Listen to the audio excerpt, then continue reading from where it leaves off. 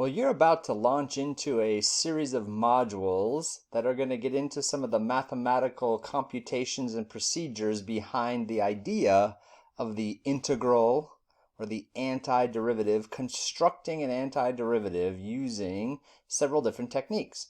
And one might wonder, in the year 2020, why must I learn such things?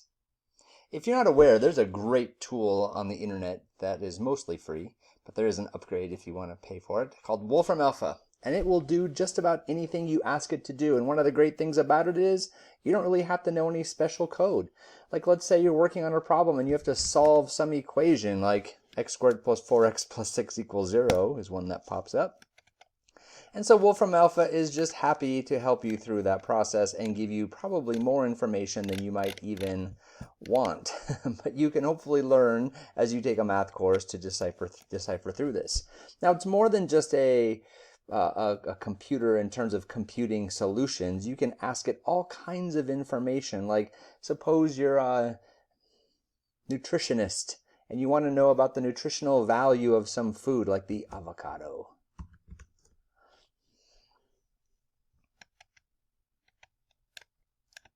Don't even have to spell it right. And it will tell you all kinds of things about the avocado.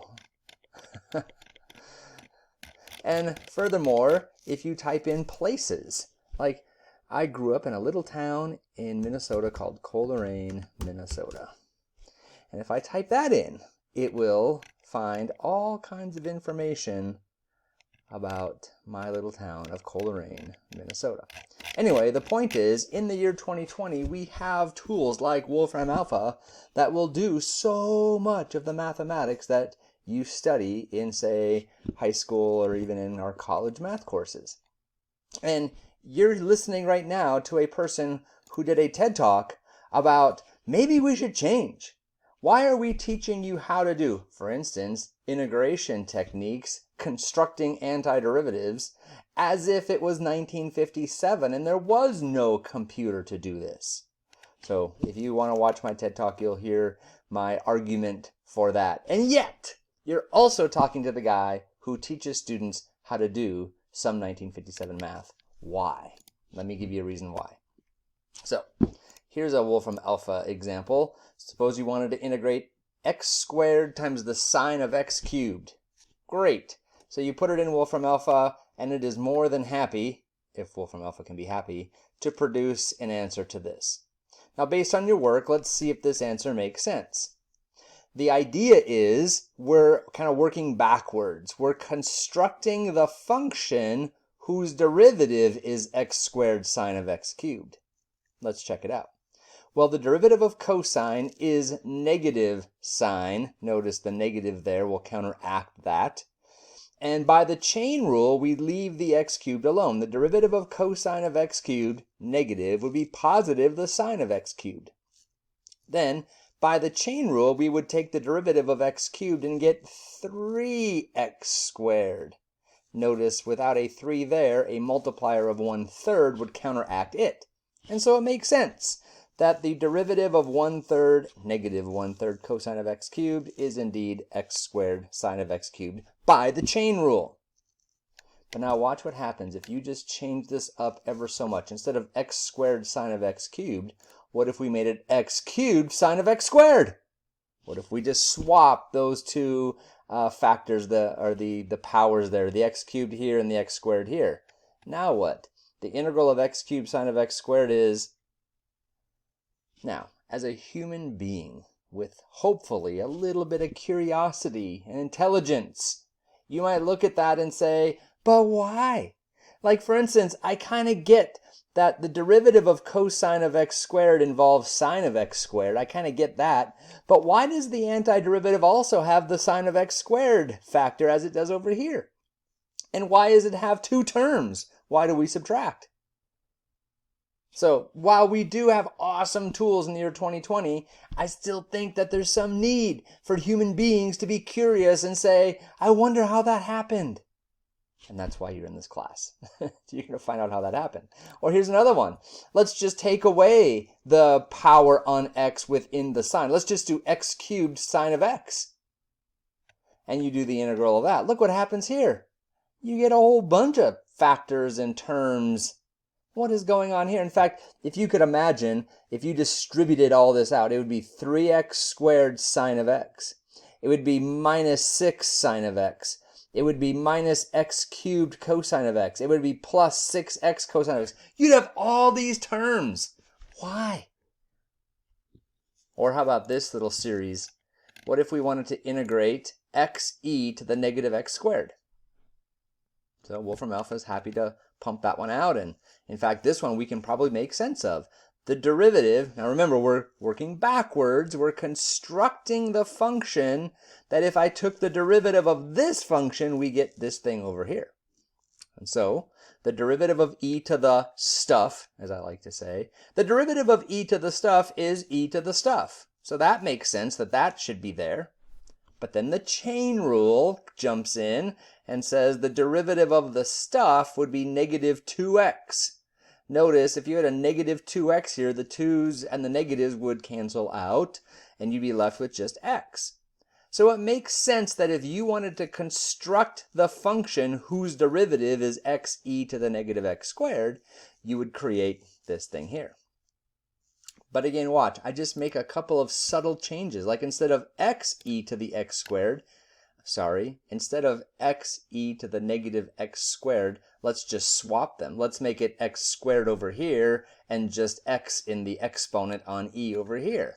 By making that subtle change, let me just remind you, the subtle change, we're going to move the x squared. We're going to swap the x squared and the x in this integral structure. And when we do, look what you get. You get something like you might wonder, well, why is it like that? Again, distribute this in your brain. It would be negative x squared e to the minus x minus 2x e to the minus x minus 2e to the... Why are we getting all those terms?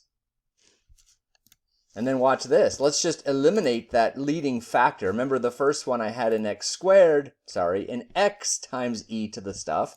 Then I had an x squared times e to the stuff. Let's just remove that. Let's just do e to the stuff. E to the negative x squared. What is this? ERF? ERF is the error function. What does that mean? So yeah, it's great in the year 2020 and before that, and in the future, who knows what we're going to have. But it's great that we have these tools, but what good are the tools if they pump out stuff and you just go, what in the world is that?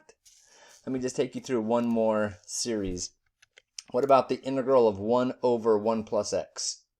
Beautiful. The integral of 1 over 1 plus x is a logarithm. Now, in Wolfram Alpha, created in Europe, they have the European style. Log, L-O-G, is the natural log. For us, you're used to seeing ln.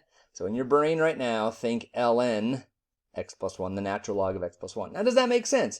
Yes, because the derivative of the natural log of x plus 1 is 1 over that stuff, 1 plus x.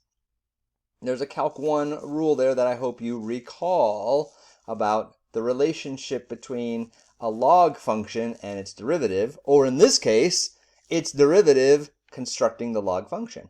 Okay, so maybe you can make sense of that one, but watch this little change. What if instead of 1 plus x, it's 1 plus x squared? Seems like a very subtle change. The integral of 1 plus x squared, inverse tangent? Where did you get that from?